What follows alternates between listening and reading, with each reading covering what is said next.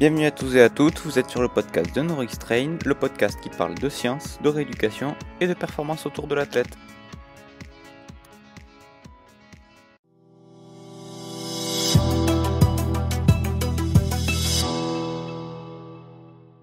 Salut Antoine, on se retrouve aujourd'hui pour un podcast, toujours à Lyon, comme le podcast sur le LCA, toujours au même endroit, habillé pareil, toujours à la même disposition. C'est la deuxième mi-temps, un peu. C'est ça.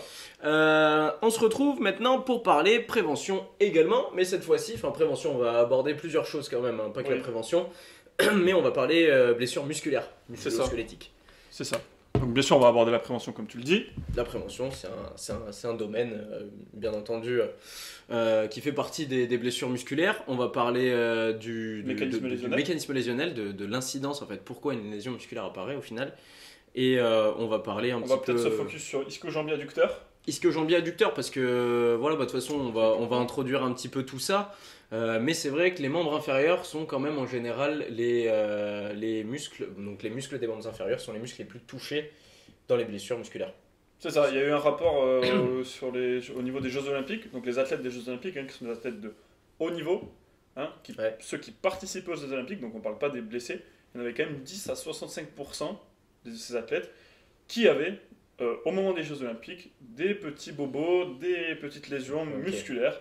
Donc sûrement en préparation, ils se sont fait ça, ou un peu avant, des blessures qui traînent. Donc c'est quand même quelque chose qui est assez conséquent, d'accord, qui va venir entraver des performances sportives, qui va venir coûter de l'argent, un petit peu comme on en a parlé sur le podcast du LCA. Ça va peut-être être moins courant, enfin ça va être moins cher qu'un LCA, ça va coûter un petit peu moins cher, mais sur le nombre et cumulé au nombre de jours d'arrêt, au niveau des performances, ça va au final avoir une conséquence qui va être assez importante. Bah c'est ça, puisque de toute façon ça fait partie de la vie d'un sportif. Le sportif, c'est son appareil locomoteur, c'est ses muscles principalement qu'il utilise pour réaliser les gestes. Donc forcément, qui dit on les expose, au bout d'un moment, ça peut avoir une blessure. Une blessure peut apparaître. Plusieurs types de blessures, plusieurs grades de blessures aussi, on va avoir sur des lésions musculaires. Mais on va commencer avec les généralités, peut-être sur le mécanisme lésionnel. C'est ça, tout à fait. Alors juste, avant de commencer, une aparté concernant notre partenaire CGDIM Santé, voilà, qui nous suit sur l'année, avec qui on travaille beaucoup dans la création de contenu, donc c'est une équipe au top. Donc là, je voulais vous parler principalement de Maya. Maya, qui est une suite de solutions 100% en ligne développées par CGDIM Santé pour les kinésithérapeutes. Ça comprend Maya Agenda et la prise de rendez-vous en ligne, la téléconsultation et également Maya Gestion. Donc Maya, c'est l'assistance digitale tout en un qui va permettre la gestion des cabinets libéraux et d'organiser le quotidien du kiné. Donc Maya Gestion principalement s'occupe de tout en réunissant toutes les informations utiles, ce qui va être des graphiques, des observations, des notes, des données administratives. Elle permet de créer des bilans en un clic, et surtout elle permet de garder le contrôle sur quelque chose d'important en kiné, la facturation, les paiements. Donc voilà, Maya propose une vue à 360 sur l'activité du kiné, donc ça peut être vraiment intéressant pour les kinés qui souhaitent changer ou découvrir un nouveau mode de gestion de cabinet avec Maya Gestion. Donc voilà, n'hésitez pas à aller vous renseigner auprès de CGDIM, ils sont au top et ils se feront un plaisir de vous répondre. Donc voilà. Tout à fait. Aparté terminé, on peut commencer avec le mécanisme lésionnel comme on l'a dit précédemment. Non, on commence pas avec le mécanisme. On peut commencer avec le mécanisme. Comme tu veux, je vois que ça t'a irrité un petit peu, mais... Pas du tout. Mais si tu veux, on peut commencer avec... Bien sûr, au niveau du mécanisme lésionnel. Donc du coup, après, ça va forcément un petit peu dépendre du muscle concerné. D'accord. Pour les ischio-jambiers, on va avoir deux mécanismes lésionnels différents. Donc on va être les mécanismes qui touchent généralement le biceps fémoral. Donc du coup, plutôt des activités en sprint. Donc on va demander une grosse force de contraction au niveau des ischio-jambiers. Il va y avoir un rapport force, capacité excentrique, donc capacité d'élongation du muscle. Si on est sur une force qui est pas bonne et sur une capacité excentrique qui est pas bonne, le muscle lâche. D'accord. La capacité excentrique, le problème c'est que ça va souvent être génétique, donc ça va être la longueur du muscle. donc le rapport de longueur du tendon par rapport à la longueur du muscle. Tout à fait. Donc ça, on va pas pouvoir forcément y toucher. Par contre, on va pouvoir améliorer le rapport force, donc du coup, forcément, ça va venir compenser un petit peu les deux. Et ensuite, de l'autre côté, on a le mécanisme lésionnel pour le semi-tendineux, semi-membraneux. C'est ça. En étirement. Donc, du coup, par exemple, plutôt lors d'une frappe, au football. Souvent, ça arrive sur les contrôles porte-manteau, là où on va chercher une grosse une flexion de hanche plus une extension de genou. C'est là où ça vient, c'est la classification d'Askling en fait. C'est les types 1, type 2. Type 1, c'est biceps fémoral. Type 2, ça va être semi-membraneux et semi-tendineux qui peut être impliqué de temps en temps. Mais en tout cas, globalement, c'est les deux mécanismes qu'on peut retrouver. Alors après, il se dit qu'il y en aurait d'autres aussi sur des transitions en fait concentriques et excentriques. C'est-à-dire que en gros, le muscle est étiré. On doit réaliser une action concentrique très rapidement, tac, la transition fait que ça va lâcher, et là on va plutôt être apparemment sur des blessures proches de la jonction musculo-tendineuse un petit peu, donc plus vers au niveau de la tubérosité sciatique, voilà, qui sont là ça devient un peu plus compliqué quand même sur la rééducation, parce qu'il y a les forces de compression qui s'appliquent quand on fait comme une poulie en fait, quand on fait la flexion de hanche. C'est moins vascularisé, donc forcément c'est un peu plus compliqué dans la guérison, mais globalement voilà. Après, ce qu'il faut savoir aussi, je pense, si on va un peu plus, donc là on était un peu dans le détail en fait du mécanisme lésionnel, mais si on en vient à la généralité en fait, donc bien sûr une blessure c'est multifactoriel.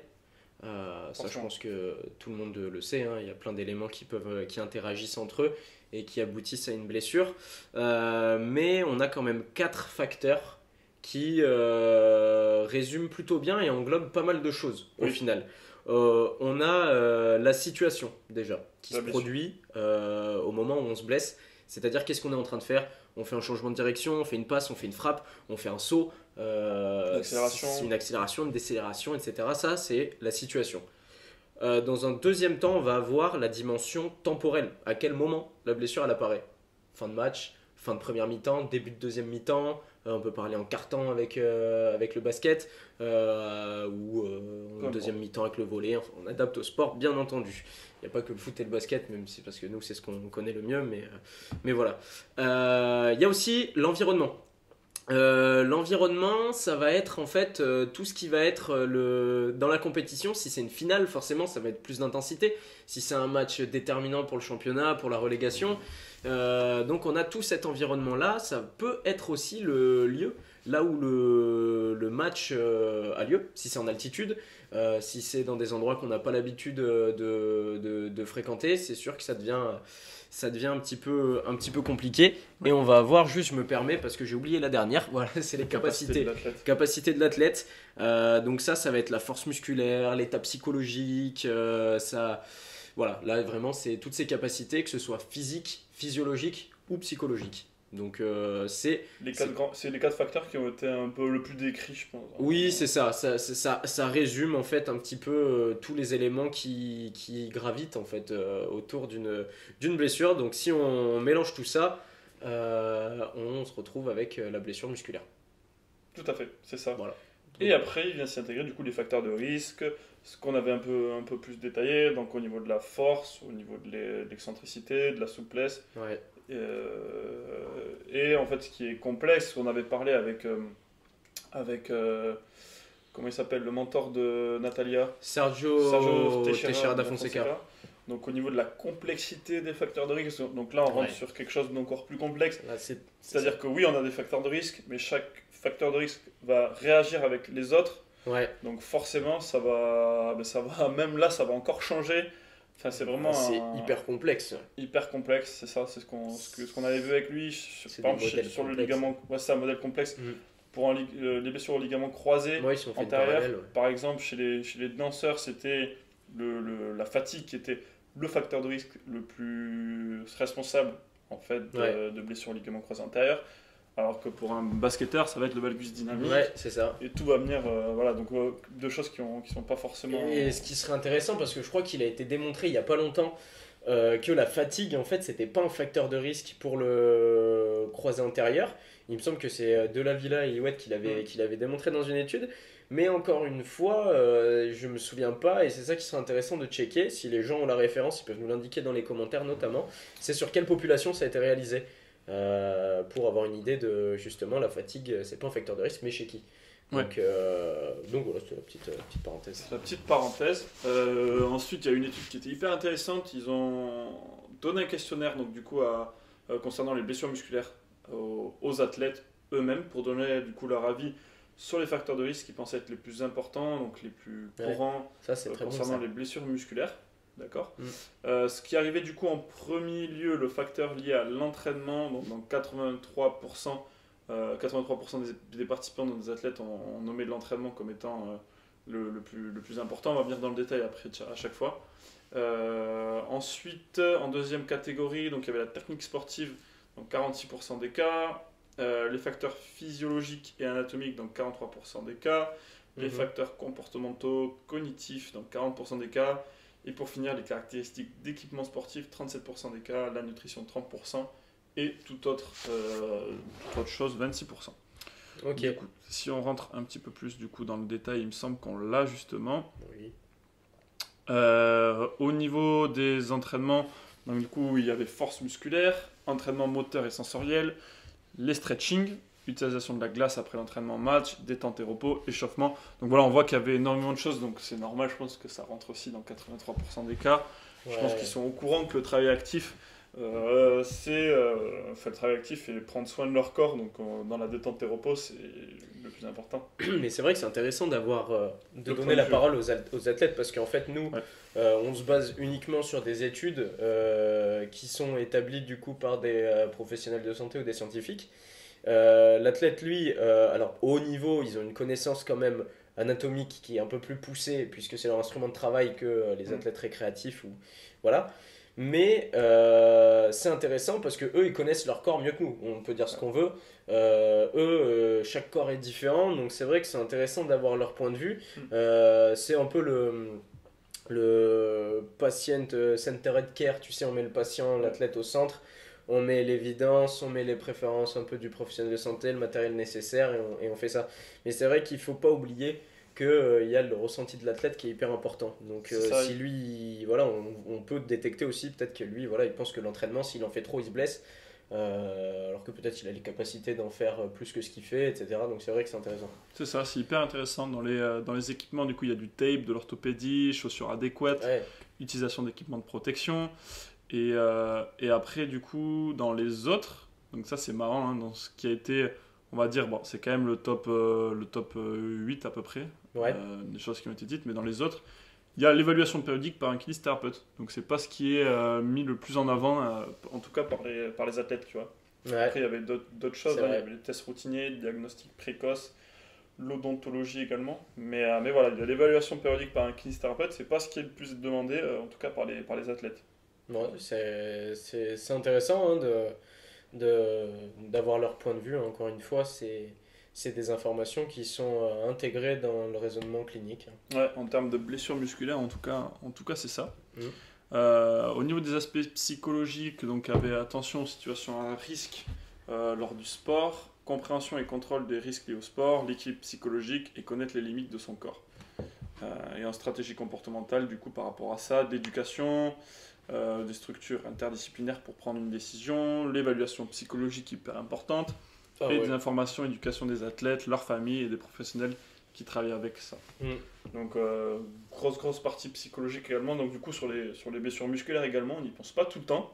On n'y pense vraiment pas souvent hein, aux blessures musculaires. On pense très vite blessures ligamentaires qui mettent très longtemps à revenir. Du coup forcément on a quelque chose de psycho. Mais la blessure musculaire, elle est très souvent douloureuse. Ouais. C'est vrai. Quand ça casse, ça casse. Quand ça lâche, ça lâche. Ça fait mal. Donc je pense que il y a quand même une grosse appréhension sur les douleurs musculaires, sur un retour. Bah c'est ça. C'est vrai que et puis tu sais il y a aussi, je crois que c'est évoqué, c'est en fait la tolérance ou l'intolérance à la frustration. Le sportif s'il joue pas, il va vite être frustré. Et ce ressenti là. fait que quand il est sur le terrain, il a eu la blessure, il est sur le terrain, bah, son souhait, ça va vraiment être de ne plus avoir ce qu'il a eu précédemment et ça peut se transformer en angoisse en fait, quand c'est ajouté à un contexte peut-être familial compliqué, à plein de choses. Donc c'est vrai que là c'est hyper important de faire équipe avec le psychologue parce que en tant que kiné, on est vraiment très proche des sportifs. Donc du coup, des fois, ils peuvent se confier pour peu que l'environnement soit un petit peu intimiste quand il est dans la boxe. C'est là où il peut voilà, commencer à déballer son sac un petit peu, comme on peut dire. Et il peut dire des choses intéressantes. Voilà, après, il y a le secret, bien évidemment, médical à garder. Mais on peut donner des pistes et informer après, par contre, librement avec les professionnels de santé qui font partie de l'équipe autour de l'athlète. Tout à fait, tout à fait. Si on, pour continuer, si on se fait un petit focus un peu plus au niveau du coup ischio-jambier, on a parlé du coup de lésions biceps fémoral, lésions du coup semi-membraneuse, semi-tendineux qui étaient un petit peu différentes. On avait vu du coup avec Pedro sur la rééducation, pas de différenciation de rééducation du coup en fonction du site de lésion. Ça aussi c'est très intéressant et je suis plutôt d'accord avec lui. On va pas venir pousser la rééducation à venir se focaliser sur du biceps fémoral ou sur du semi-tendineux ou sur du semi-membraneux. Je fais la parallèle, mais c'est un peu comme avec les pathologies de l'épaule, tu vois. Le but, c'est d'avoir une épaule stable, c'est d'avoir un groupe musculaire ischio renforcé. Donc on va tout travailler. Même si on a une lésion au biceps fémoral, bah, on va chercher à bosser semi-tendineux, le groupe ischio dans son intégralité. Pardon. C'est ça. Je pense, le truc, c'est qu'après, bah, voilà, c'est quoi? En fait, c'est ajouter une rotation du tibia pour travailler un peu plus d'un côté, un peu plus de l'autre. Au final, tu veux que je te dise, si on travaille comme ça, c'est déjà quelque chose qui n'a rien à voir avec le sport. C'est quelque chose qui peut peut-être appliquer aussi éventuellement des contraintes biomécaniques au niveau du genou, de travailler avec une grosse rotation interne du tibia sur la congruence avec les ménisques, etc. Avec des grosses charges. Ça peut devenir compliqué, il faut quand même respecter l'anatomie. Oui, on veut activer les muscles, mais à quel prix, tu vois? Il faut quand même rester pragmatique et pas non plus faire n'importe quoi, même si c'est peut-être que c'est faisable. Moi, je le fais pas, personnellement, comme toi. Je travaille le groupe. Par contre, je pense qu'il y a plein d'autres choses à faire avant d'aller chercher ça. C'est ça. Il y a pas mal de trucs qui passent en priorité. Suite à une blessure musculaire, qu'est-ce qu'on fait? Qu'est-ce que tu conseilles, toi, personnellement? Là, j'ai l'athlète qui s'est fait mal, ou j'ai quelqu'un qui m'appelle, quelqu'un que je suis, je me suis fait mal au muscle, je le sais. J'ai senti derrière la cuisse, il y a eu une grosse douleur. Quelles vont être pour toi? Est-ce qu'on peut parler des premiers gestes à faire? Et ensuite, on parlera un petit peu rééducation, phase 1, phase 2, phase 3, etc. Bah, là, en fait, tu sais, c'est la mise en place des protocoles. Hein. On avait police. Les premières choses qu'on va faire, voilà, ça va être prendre en charge dans le stade aigu. On va venir compresser, enlever l'œdème, etc. Gérer l'inflammation, gérer la douleur. Donc, toutes ces gestions-là. On a le Peace and Love aussi, ces protocoles-là. Mais on va vite. Après, bon, l'usage de la glace, oui ou non, ça, c'est un débat. On ne rentre pas dedans. Vous avez votre avis. On va pas rentrer dans ce débat. Donc, chacun fait comme il veut. Voilà. Mais en tout cas, voilà, c'est cette gestion aiguë de la lésion. Après, donc, dans le sport de haut niveau, on envoie faire les imageries pour voir l'étendue de la blessure, la gravité, etc. Et en fonction de la gravité, en fonction du site de lésion, on adapte notre rééducation. C'est ça. Globalement. C'est ça, compression. Oui, si on revient dans le détail, voilà. Bien créer un site de compression. Élévation. Généralement, on va quand même être sur du froid au tout début, hein, on le sait. Et puis après, c'est plutôt pour l'après où il y a un. Pour le tout début, il me semble que ça reste quand même assez froid. Honnêtement, chacun fait comme il veut. Il y en a qui disent faut pas réduire l'inflammation, etc. Oui, c'est ça, est-ce que le froid ça réduit l'inflammation ou pas? Mais voilà, moi il y a le côté analgésique où vraiment si au bout d'un moment le mec il a mal, il se tord de douleur, on va pas faire n'importe quoi. Ça va pas lui rajouter 40 jours de rééducation de lui avoir mis de la glace au début. Donc il faut rester pragmatique. Donc du coup, il faut passer des imageries, etc. Voilà, c'est ça. Le but c'est que faut qu'on puisse voir l'étendue de la blessure. Donc il faut pas qu'on ait de l'œdème vraiment vraiment important. C'est comme pour le croisé. Donc du coup il faut qu'on ait. Mais ouais, c'est un débat. Faut qu'on ait ce travail de compression, d'élévation, de protection. Et puis après l'optimal loading, ça vient dans un second temps avec la rééducation. Dans un second temps, c'est ça. Je pense qu'il y a une petite période de repos, de physio au tout début. Et puis après très très vite, on va au bout de quelques jours commencer. Donc du coup, pas d'excentrique au début. On est plutôt d'accord là-dessus. On est plutôt sur l'isométrique. On passe très vite sur du concentrique dès que la douleur le permet. Et moi, je reste beaucoup sur des critères objectifs sur de la douleur quand même. Et de la capacité, sur de la force également. Donc douleur, force. Est-ce que l'athlète est capable de faire cet exercice tout simplement de manière adéquate sans compenser avec tous les autres muscles, et est-ce que la douleur le permet, et de très vite passer comme ça d'étape en étape. Mais ouais, au début isométrique, je pense isométrique déjà au niveau de la douleur, on trouve vraiment des personnes, ça soulage quoi l'isométrique. L'isométrique, alors ouais, ça a été étudié dans les tendinopathies patellaires beaucoup, mais c'est vrai que il n'y a pas d'études qui le prouvent, mais d'un point de vue pratique et en expérience, l'isométrique a une action analgésique dans les ischio-jambiers. Enfin, moi j'ai beaucoup de patients qui disent ouais là ça va, ça leur permet de faire. Je pense qu'il y a deux choses. Il y a au niveau comme pour les tendinopathies, la corticospinale, le réflexe, mais également il y a le fait de se dire je peux le faire quoi, je suis pas complètement ouais, c'est ça. J'ai des capacités de contraction encore. Je peux toujours contracter mon muscle quoi. Voilà. On parle de lésions grade 1, grade 2, après on parle pas de désinsertion des insertions ou d'écollement de la peau, névrose, etc. Après là c'est des trucs qui sont plus complexes où la gestion est différente. On parle vraiment de généralité sur des grade 1, grade 2 classiques. C'est ça. Voilà. Mais ouais, ça leur permet de pouvoir contracter le muscle et voir que finalement il y a une capacité, ça soulage à ce niveau-là. Si j'arrive à porter un poids ou à pousser contre un mur en isométrique, je vais sûrement pouvoir arriver à marcher sans boiter, etc. Oui, donc c'est vrai je pense que ça aide pas mal à avoir ce petit déblocage psychologique. Ouais. Et puis après, ça fait quand même circuler, etc. Moi, je fais bosser muscle au-dessus, muscle en dessous. Donc, par exemple, si c'est l'ischio-jambier, fessier un petit peu, et les mollets, ça fait un petit peu circuler l'œdème, etc. Ouais, c'est hyper important de travailler le mollet. Ouais, le mollet. Moi, je fais un gros focus sur le mollet parce que c'est vraiment la pompe. Donc, c'est ce qui va permettre de la résorption de l'œdème. Donc, c'est vrai que le mollet, c'est réalisable parce que l'athlète, il va pas avoir trop mal. Donc, fais attention à pas mettre trop d'extension de hanche parce que les ischios, ils ont cette fonction-là aussi. Quand, tu sais, des fois, ils peuvent avoir tendance sur la planche de step. En général, quand tu fais faire des montées sur pointe, des fois, ils peuvent se cambrer ou faire je ne sais quelle position. Donc, il faut quand même faire attention. Mais sinon, par contre, mollet à fond, ça permet de drainer et puis c'est actif, quoi. Moi, il travaille. Ouais, puis le mollet, si c'est douloureux, on plie un peu le genou, ça enlève la tension sur les ischios. Voilà, c'est ça. Ça passe très bien. On peut travailler avec un élastique aussi. Avec un élastique. On parle de mollet, on peut faire la différenciation de gastrocnémien solaire. Bien sûr, ouais, c'est ça. Donc, sans problème. Donc voilà, et puis après, l'excentrique qui est réintégré. L'excentrique qui est réintégré, ouais. Tout à fait. Parce que on revient sur le plus classique, c'est le L-protocole. Le L-protocole. Moi, c'est celui que je fais la plupart du temps. C'est ça. J'avoue que je le fais beaucoup. Dans tous les cas, il y en a plusieurs. Mais il faut en connaître un. Voilà. Chacun le fait comme il veut. S'il veut créer son protocole, il peut le faire de A à Z. Il peut mixer des protocoles qui sont existants. C'est comme d'habitude. C'est la meilleure option. Il faut être à l'aise.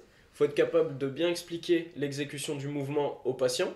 Si on ne maîtrise pas et que à chaque fois le patient, on voit qu'il n'arrive pas à le faire l'exercice, que des patients différents n'arrivent pas à le faire, c'est un exercice qu'il faut enlever et remplacer. Il faut vraiment être capable de l'expliquer correctement et que le patient puisse l'exécuter aussi.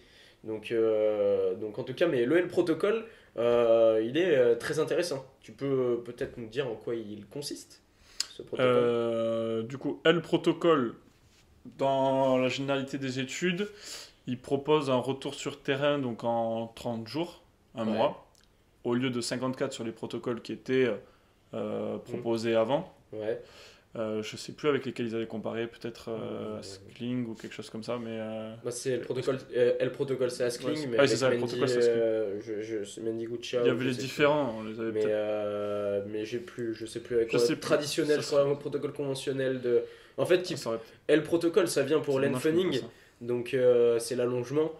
Les protocoles conventionnels, en fait, c'est ceux qui font moins de focus sur l'excentrique, en gros, que le L-protocole. Donc le L-protocole, en premier exercice, donc du coup, il y a l'extender, donc la hanche à 90 degrés, 90 degrés de flexion de hanche, et des lentes extensions du genou. D'accord, on voit souvent venir tendre le genou très rapidement, c'est de façon lente. Contrôler, 2 fois par jour, 3 fois 12, donc 3 séries de 12. Le diver, donc en appui sur la jambe lésée, 10 à 20 degrés de flexion de genou. Et le buste qui vient basculer vers l'avant en conservant l'alignement naturel de la jambe. Et du coup, voilà, on vient rajouter un petit peu d'excentrique. Donc sur l'ischio, une fois tous les 2 jours, 3 séries de 6. Le glider, donc pareil en excentrique. Il faut s'aider donc du coup d'une rampe généralement pour se tenir ou d'un élastique. Voilà. Et le poids donc du coup est sur le talon de la jambe lésée. Donc sur la jambe lésée est en avant. 10-20 degrés de flexion de genou, toujours. Et la jambe saine qui glisse vers l'arrière. Donc on va venir comme si on voulait faire un grand écart un grand écart facial. Je sais pas si c'est facial ou non facial, c'est sur le côté. Donc un grand écart, tout simplement, le basique. Je ne pas trop un grand écart. Ouais, moi non plus. Mais tu peux. Ouais, c'est ça. Tu peux faire ton retour. Mais c'est vrai que je savais le faire à l'époque. Mais et puis après on s'arrête quand il y a la douleur. D'accord, donc ça va dépendre des athlètes, de leur souplesse déjà avant de base, hein, d'accord. Et d'expérience, le glider c'est le plus compliqué à réaliser. Les 2 autres sont très bien. Le glider, par contre, faut que l'athlète il ait une bonne coordination, une bonne proprioception. Et quand je parle de proprioception, je parle pas d'équilibre, je parle de sensation de ses membres dans l'espace. Parce qu'il n'est pas si simple que ça à réaliser. Ils ont vite tendance à tendre complètement la jambe. Et en fait, c'est 10 degrés de flexion de genou. Ça vient permettre de faire un gros focus sur l'ischio, le muscle en lui-même, et d'éviter en fait, la mise en tension du nerf sciatique. Parce que si on garde la jambe tendue, on va avoir cette sensation d'étirement électrique un petit peu, alors que si on plie un petit peu avec ces 10-20 degrés de flexion, on va avoir vraiment un étirement purement musculaire qui est plus intéressant et plus spécifique à l'ischio. Tout à fait, mon cher Nathan. Est-ce qu'on partirait pas sur les adducteurs? Pas facile. Pas facile. Très complexe. Très très compliqué, mais on peut y aller. On peut s'y aventurer. On peut s'y aventurer un petit peu, comme la dernière fois, pour le ligament croisé, avec le screening.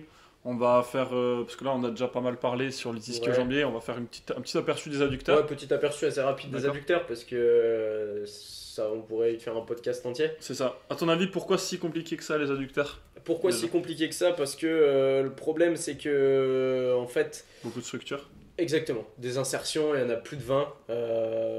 Alors non, je dis peut-être une bêtise, mais il y en a énormément.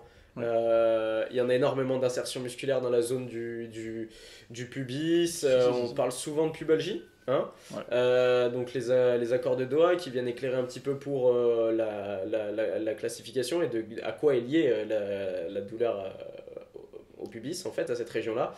Mais ce qui peut se passer aussi, c'est une lésion purement musculaire de l'adducteur.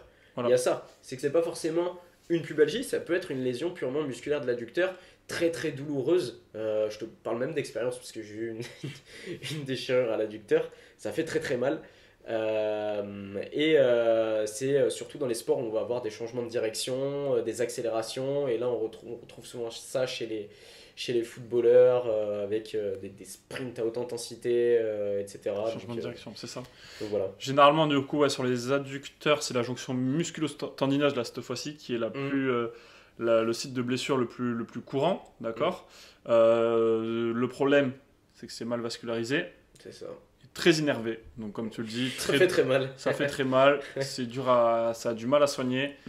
Et après, ça se transforme souvent en déséquilibre musculaire et en pubalgie. Et la pubalgie, ça met longtemps. Généralement, c'est le long adducteur, donc du coup, qui est le muscle le plus souvent lésé, 62 à 90% des cas, d'accord. Et du coup, on suppose que c'est en raison de son faible rapport tendon-muscle, donc la longueur à l'origine. Un peu comme le biceps fémoral, du coup, dans le cadran c'est le cadran de Doom, je crois, exactement, avec longueur et force. Donc c'est ça. On en revient à peu près à la même chose avec le long adducteur. Et pour l'adducteur, c'est ça aussi, c'est longueur et force, ou c'est qu'il a un tout petit tendon et un grand... Non, c'est pas la force, c'est par rapport à la longueur seulement. D'accord. C'est ça, tendon-muscle. D'accord. Donc ce qui est la même chose avec le biceps fémoral, il y a la force dans le biceps fémoral, il y a la force, mais il y a aussi la longueur du tendon et du muscle. Donc c'est ça. Capacité un petit peu excentrique, etc. Donc du coup, toi, tu mets quoi en place là pour finir généralement toi, sur les lésions des adducteurs? Pour terminer en... Ouais, on va dire généralement en rééducation, etc. Est-ce que c'est quoi? Là, on avait parlé du L protocole. Ouais. Moi, généralement, j'utilise beaucoup Copenhague. Oh, Copenhague, à fond. Alors, je trouve ça simple. Et l'exercice 3, surtout l'étape 3 du protocole de Copenhague. Avec alors moi en fait j'aime bien le tenir. Oui.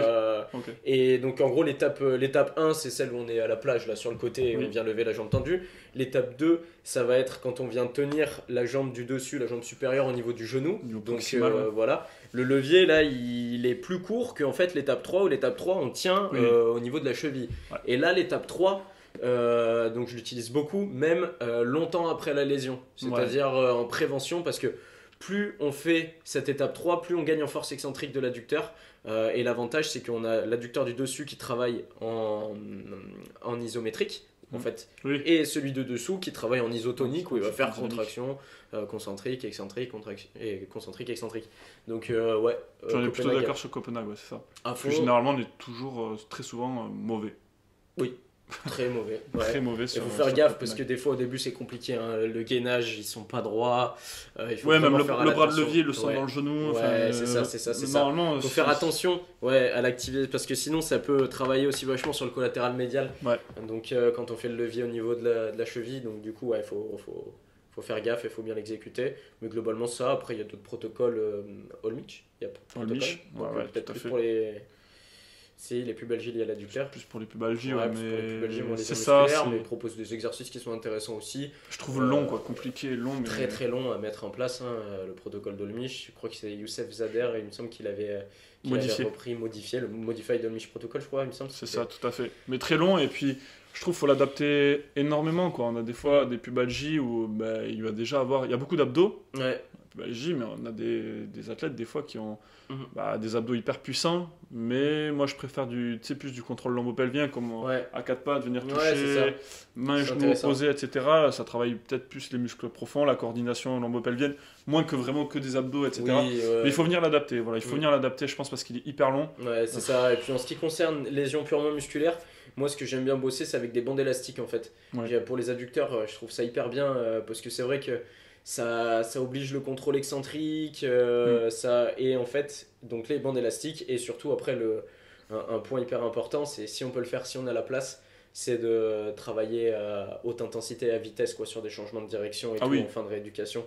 Ça c'est hyper important. Et je peux rajouter un dernier truc pour les sports en salle, donc comme tu dis, changement d'appui, changement de direction, mobilité de hanche également, énormément, faire de la mobilité de hanche. Avec Faber, Fadir, regarder rotation interne, rotation externe, et travailler cette mobilité de hanche. Donc du coup, pour ce genre de blessures, moi, j'ai des footballeurs qui ont eu des insertions carrément adducteurs et qui, au final, ont des mobilités de hanche sur la hanche lésée, mais qui sont catastrophiques. Et c'est pas possible. Donc vraiment de travailler en musculaire et en mobilité aussi également de hanche. Donc dites-nous de vous ce que vous faites de votre côté. Hyper intéressant, que ce soit pour les ischio ou adducteurs. Ischio-adducteurs, c'est pareil dans tous les cas. Trouvez un protocole qui vous va, qui vous convient, que vous savez répéter, que vous le faites bien, que vous savez l'expliquer. Et le modifier un petit peu à sa sauce, un tout petit peu. Et voilà, dites-nous ce que vous en pensez. Ok ? Carrément. On est bon. Encore merci à merci vous. À CG Dim Santé aussi pour leur soutien, et puis on se retrouve bientôt pour... Partout, Instagram, YouTube et un podcast maintenant. Voilà. Ok, à la prochaine. Ciao. Salut.